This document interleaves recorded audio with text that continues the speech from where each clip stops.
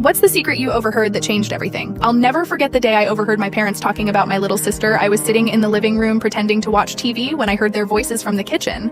At first, it just sounded like an ordinary conversation, but then my mom said something that made me stop. She was talking about how they'd been trying to figure out when to tell me. I didn't think much of it at first, but then my dad said, "Do you think it's the right time to tell her? She's so young and we don't want to confuse her." I felt my stomach drop. Then my mom said, "We need to tell her soon. We're not keeping it a secret forever." That's when I realized they were talking about something important. My dad replied, "We're going to adopt her, aren't we? It's the right thing to do." My heart pounded. I didn't know what to think. My little sister, the one I'd always thought was my sister, wasn't really my sister. How had I never known they weren't talking about me? They were talking about her. I stood frozen for what felt like forever, trying to process what I just heard later.